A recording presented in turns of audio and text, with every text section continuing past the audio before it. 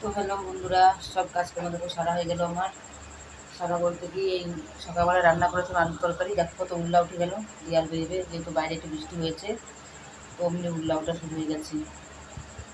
তো আমি রুটি বানালাম, 4-5টা, বেশি রুটি বানাইনি, কটা ভাত ছিল। আর যেহেতু সকলের খিদে লাগছে না, কেউ খেতে পারছে না ভালোভাবে, কত রান্না হচ্ছে কিন্তু ঠিকমতো খাওয়া, কিন্তু খাওয়াতে ফেলা হচ্ছে। তো রুটি বানালাম 4-5টা, আর কটা ভাত ছিল। তো সেই সব দিয়ে এই যে খেলাম। বেশি এই কটা ভাত খেলাম আলু সেদ্ধ দিয়ে। আর ছোটো আমি যেহেতু ছোটো ছোটো করে রুটি বানাই, তো দুটো রুটি খেলাম। এগুলো খেয়ে আমার পেট ভরে গেল। তো আর খেতে পারছি না, কোনো শরীরটা খারাপও লাগছে, দেখে বুঝতে পারছি শরীরটা আমার কেমন হয়ে যাচ্ছে দিন দিন। তো খেতে পারলাম না। তো এখন এই যে রান্নাঘরে অনেক কিছু গোছানো হয়নি। এইখানে থালা বাসন আছে, আমার 2-3 জায়গায় থালা বাসন রয়েছে, এগুলো ছাপ করা হয়নি। তো এখন আর ছাপ করতে ইচ্ছা করছে না। এগুলো সব কালকে ধোবো সকালবেলায়, কারণ সারাদিন তো বর্তন ধুতে তেলে থাকি, সকালবেলা দুপুরবেলা থালা বাসন ধুতে ধুতে আমার দিন চলে যায়। তো যেই জন্য এখন আর থালা বাসন ধুবো না আমি। যা আছে থালা বাসন এগুলো সকালবেলায় ধুবো আমি। থালা বাসনগুলো সকালবেলায় ধুয়ে দিয়ে তারপর দেখি কী রান্না করি। কালকে তো সোমবার, আমরা মাছ মাংস কিছু খাই না। কষ্ট দাঁড়াতেও পারছি না, খুব কষ্ট হয়ে যাচ্ছে আমার। যেহেতু কালকে সোমবার, আর মাছ মাংস খাই না, তা দেখি কালকে কী রান্না করা যায়। তারপরে প্রতিদিনকে তো কী যেন বানিয়েছিলাম, পনির বানিয়েছিলাম। পনির মনে হয় কালকে বানিয়েছিলাম সকালবেলায়। পনির যেহেতু আমি খাই না, কিন্তু কালকে পনিরটা খুব সুন্দর রান্না হয়েছিল, ওই জন্য কালকে পনিরটা ভালো লেগেছিলো খেতে, তাজা পনির ছিল। তো সেই পনিরটাকে কালকে রান্না করেছিলাম, ভালো লাগছিলো খেতে।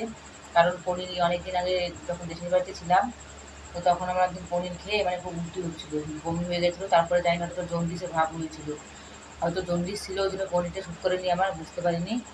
তো তখন থেকে পনির প্রায় 3 বছর হয়ে গেলো ভালোভাবে খাই না, মানে ভর্তি করে খাই না, আনে হয়তো 1 পিস 2 পিস খাই পনির।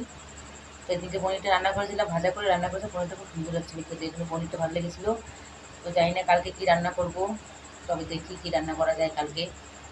তো ততক্ষণ আপনারা আমার এই ভিডিওটা পুরো দেখবে, একটু বেশি বেশি করে সাপোর্ট করবে, কারণ আপনাদের সাপোর্ট দিন দিন একটু কমে যাচ্ছে দেখছি।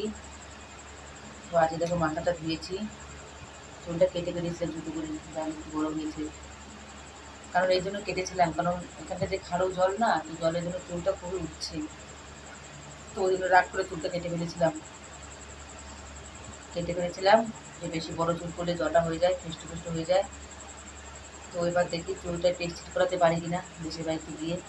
এখানটা টেক্সটেড করেন, এখানটা তো মানে আমাদের রাজস্থানে তো তেমন করে বড় পার্লার দেখলাম না, যেখানটা যাওয়া আসা করি আমরা সবসময়, তো সেখানটা কোনো বড় পার্লার নেই। চুল এক্সটেড করাবে, তো আমাদের দেশের বাড়িতে থাকতে পারে, তো সেইখানটায় গিয়ে দেখবো চুল এক্সটেড করানো গেলে চুলটা বেরিং করে নেবো।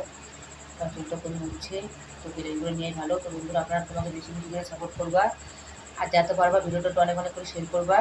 আর যারা নতুন থাকবে তারা চ্যানেলটা অবশ্যই সাবস্ক্রাইব করে ফলো করবে। সকলের সাবস্ক্রাইব আর ফলো, সকলের মানে সাবস্ক্রাইব ফলো খুবই দরকার আমার।